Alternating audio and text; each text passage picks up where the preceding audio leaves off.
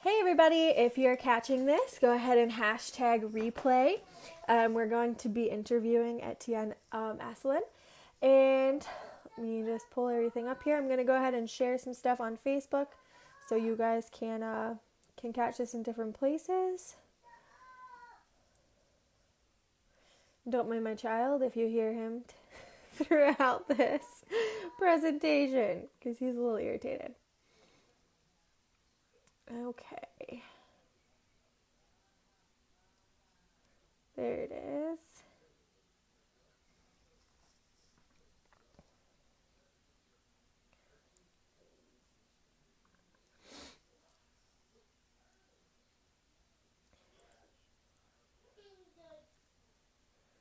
I'm just posting this in some groups real quick.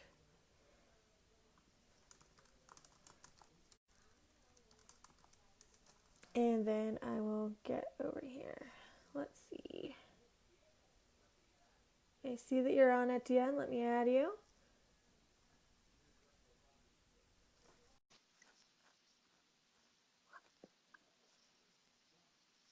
All right, we're getting Etienne added in here. And I just have one more place to post this.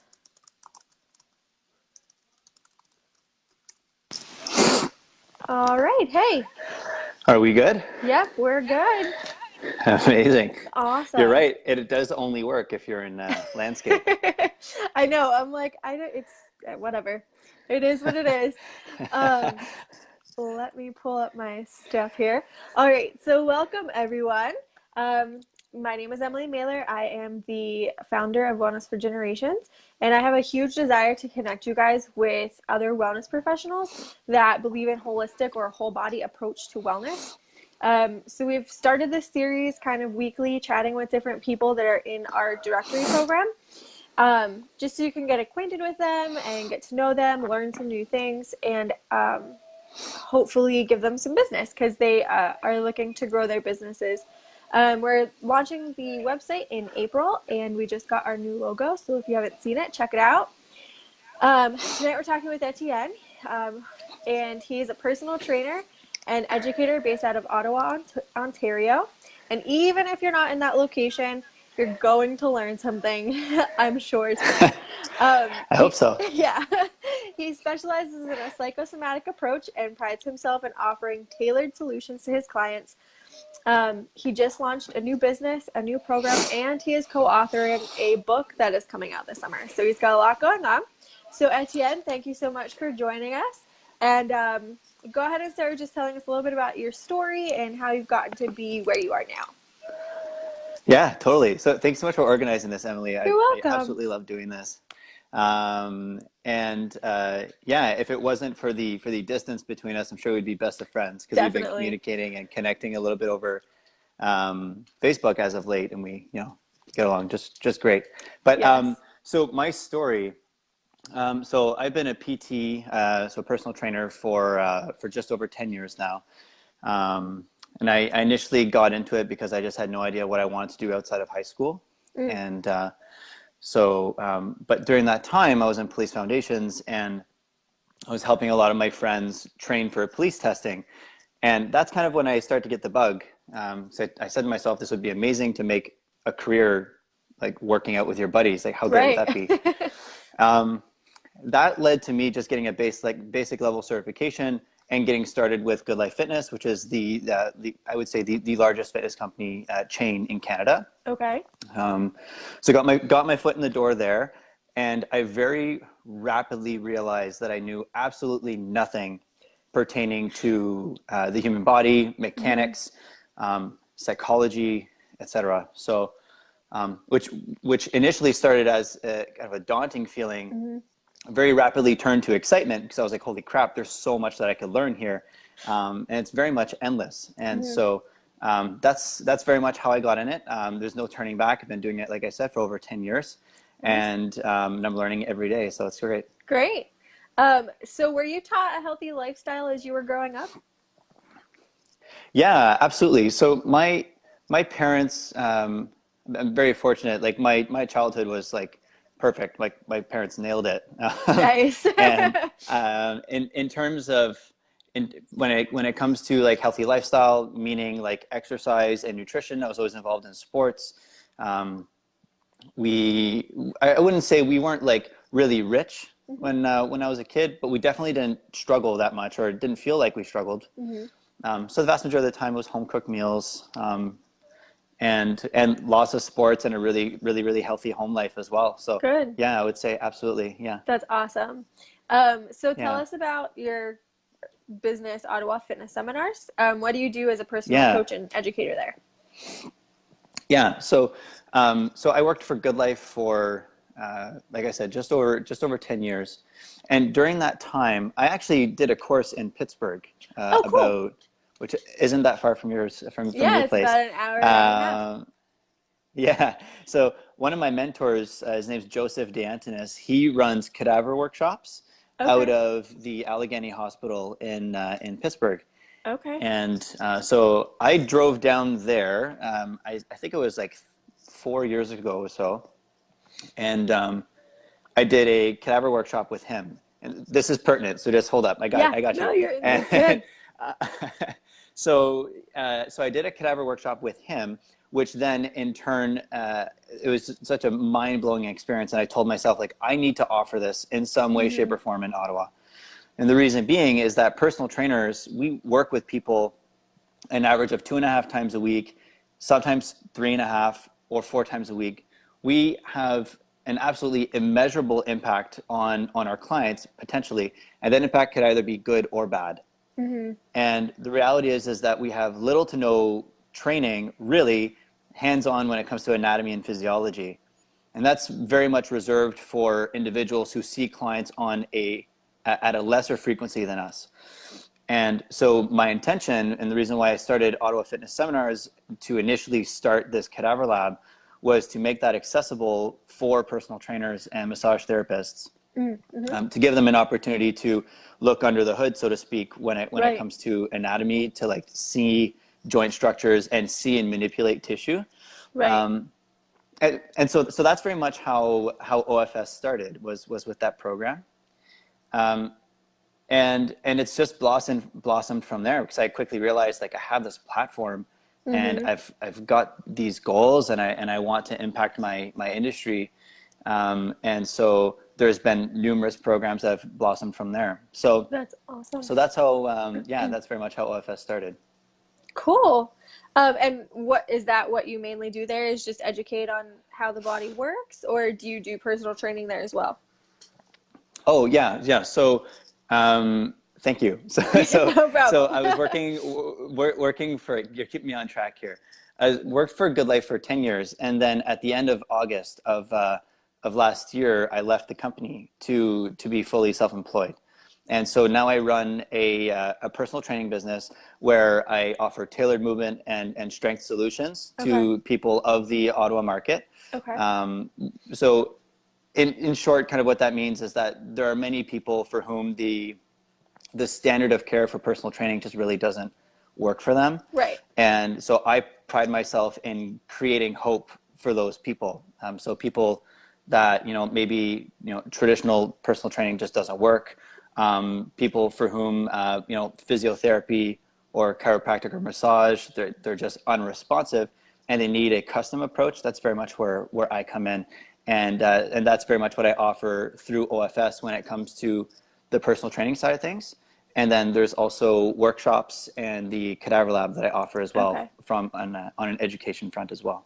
Okay, cool. And can you explain a little bit about what a psychosomatic approach is?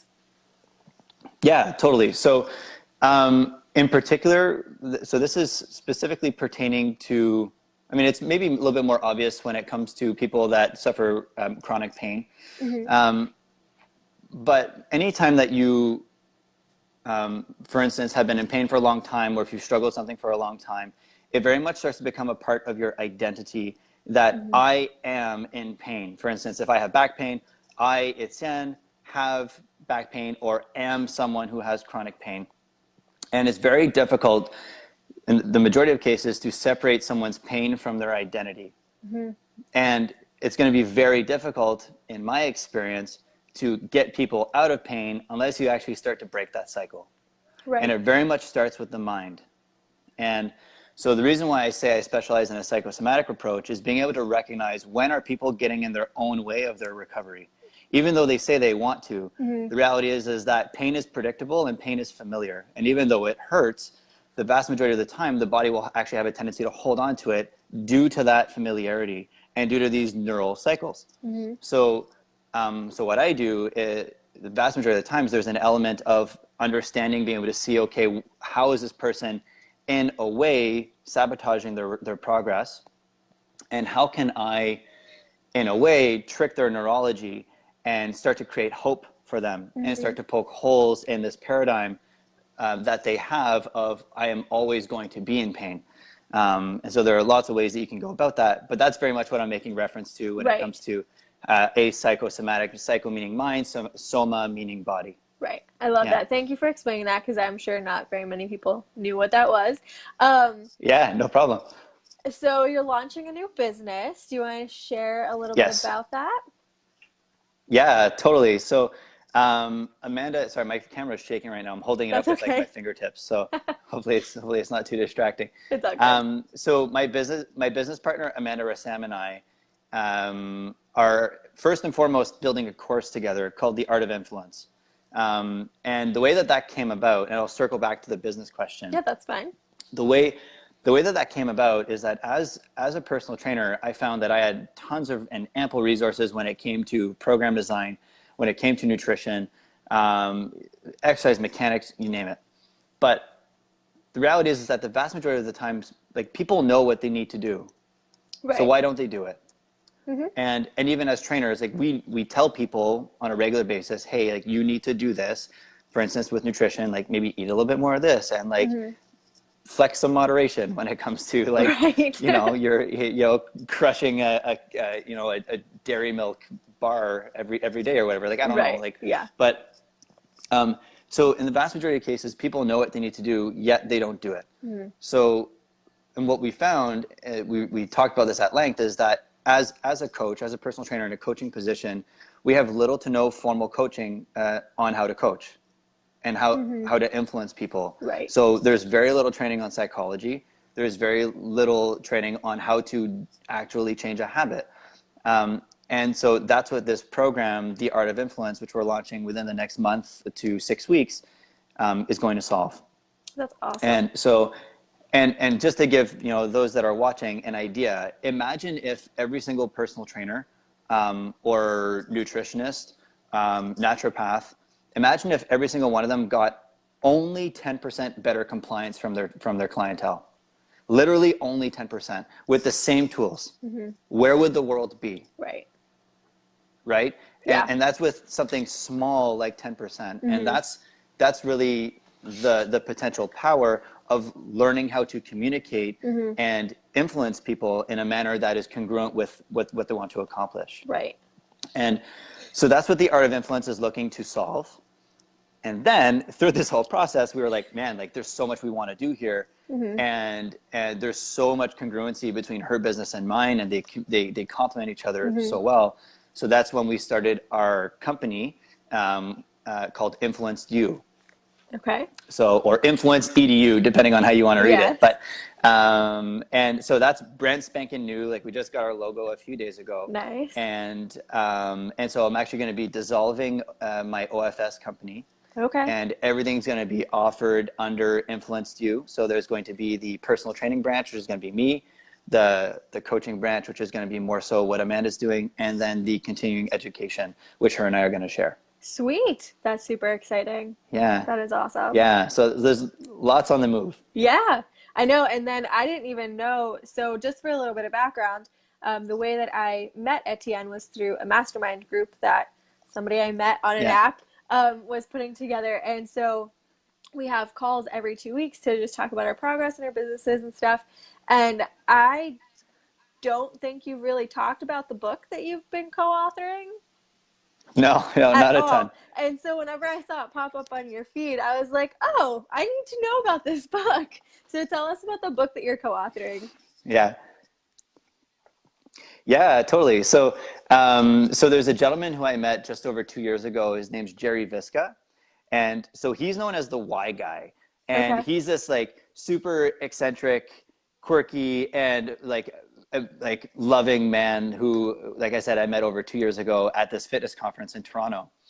And I met him at a pretty rough time in my life, and we just clicked. And I told him shortly thereafter, I was like, hey, like, I'm gonna work with you in some way. I don't know how, uh, but I feel like it has to happen because there's Right. just so much congruency between what your vision is and what I want to do in my life. Mm-hmm. And so fast forward about a year or so, because I participated in one of his programs, he created this opportunity where the individuals who did some consulting with him, and I fell into that category, Mm-hmm. had an opportunity to be co-authors in a book. And the book very much revolves around your life's purpose Mm-hmm. and your why. All right. So, like, why are you here? What are you passionate about? What is passion even? And looking to spread positivity and hopefully help like inspire people throughout the Mm-hmm. world. And so the book is co-authored. I think there's like 12 Mm-hmm. 12 co-authors in total in the book, and I count myself very, very lucky to be a part of those. Yes. And so it's a 5-page chapter, and I did everything I could to summarize what I'm passionate about in those pages. But it's been a really, really interesting journey writing it for sure. That's so cool. That's super exciting. Um, Yeah, so we're gonna slowly start wrapping up here. We have two more questions. What is one sure, yeah, key element for someone to start moving the needle in their health? right. So how much time do we have? Just the, Well, if we're keeping it to 30 minutes, 12 more minutes.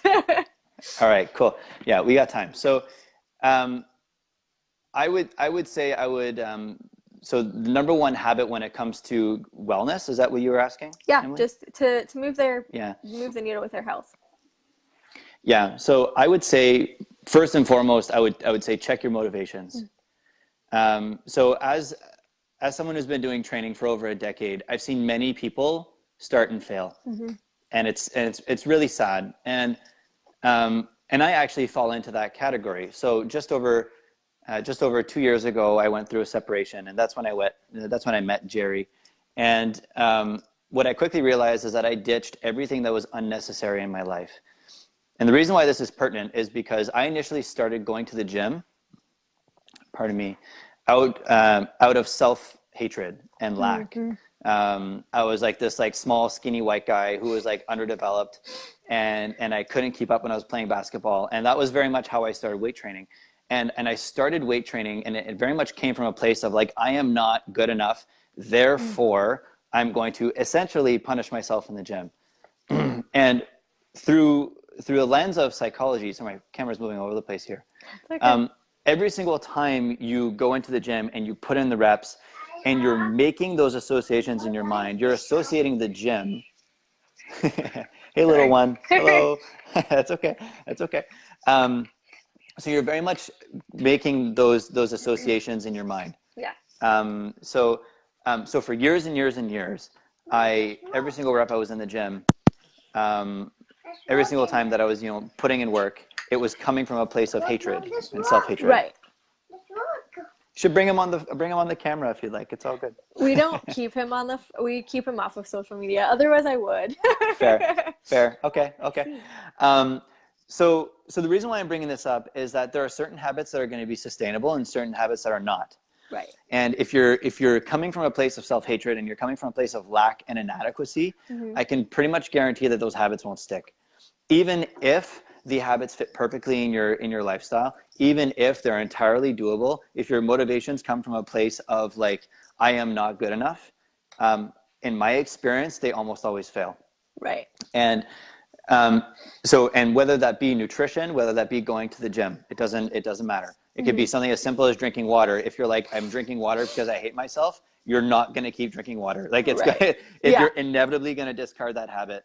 So my recommendation for people would be to check your motivations, and that your motivations for working on your nutrition your motivations for, going to the gym and putting in the work and putting yourself in physical discomfort need to come from a place of wanting to make yourself better. And they need to come from a place of like, I care for myself. I love myself. And that might sound really cheesy for people, but that's very much the reality. Right.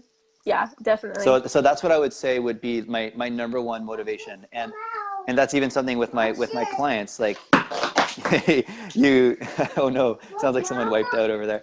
No, he just dropped a bunch of stuff on the floor. But yeah, I would say like if there's one thing that people should work on and be cautious of is what associations are you making to exercise and nutrition, living a healthy lifestyle. Yeah, and I think and I've been really struggling with some stuff just because I've been so busy. I'm, working a full-time job. I have family and I'm trying to launch this business and there's so many pieces of it. And my nutrition has been like not where I want it to be. And so I've been slowly getting back on track because I'm like, I need to do this because I love myself. My body's been screaming at me like, stop eating this garbage. So I totally understand that. And it makes total sense. And the final question, what is one change that you want to see passed down to future generations regarding wellness? Yeah, I mean, I'm very much obsessed with the mind as of late, and so I would. Yeah, sorry. Hear your kid in the background. No, that's fine. He sounds like he's having a good time. He is. Man, I would say it very much comes back to the same thing. So it's that like, that this body positivity movement keeps moving forward, that people really learn how to love themselves, and that is something that ends up being very like prolific within like the following generations. Yeah, that's very much that's very much what I would say. So less about a very specific tool or a very specific approach when it comes to exercise and nutrition, and more so to do with mindset, because I've seen so many people with once again these negative associations to exercise, nutrition, what have you, and unfortunately like body positivity issues, and I see those being far more destructive than people eating a little bit of chocolate here and there. So, I definitely agree. Yeah, so I would say it would be more so relating to the psychology than about specific habits. Yeah, I really like that you bring that up, because it is over the last couple years, and especially the last couple months, I've really realized some things about my childhood. My childhood was great, but realizing just the little things that like implanted little thoughts in my head, whether they're not bad thoughts, they're just like society, and so it's just so fascinating to like look at that and see like where I want to change how I raise my son and teach him to like value certain things, and just totally different, but yeah, so I love that you mentioned that. Well, yeah, for sure. Is there anything else you wanted to mention while we're here? No, I mean, I think like I want to just thank you again for what you're doing, like, on, behind the scenes through the mastermind group and through this pilot program that you're doing for your business. I think you're doing really good things. You're definitely onto something. So I wish you nothing but success, and I'm really excited to be a part of it and to help in any way that I can. So just keep it up, Emily. Thanks. And can you go ahead and just mention a few places where people can find you? Yeah, totally. So on Instagram, the brand new Instagram for the company is Influenced You Official. Okay. So Influenced You Official on Instagram. You can also look up Influenced You on Facebook as well. Okay. And if you look me up on Facebook, it's Etienne Asselin, Tailored Movement and Strength Solutions. Okay. Where I'm going to be posting, client testimonials, pardon me, like, case studies, samples of exercises, etc. So things very specific to exercise are going to be linked there. And last but not least, we have a website that we're in the process of developing, which is impactyourlife.ca. Okay. And so that's going to be the website associated to Impacted You, pardon me. And so yeah, there's just tons in the works. But just, stay tuned on Facebook and Instagram, and everything will be linked there. Awesome. I will definitely add those to the comments so people can find you. Thank you so much Sounds for great. taking the time tonight, and I hope you have a wonderful evening. Thanks, Emily. I'll talk to you soon. All right, bye. Bye-bye.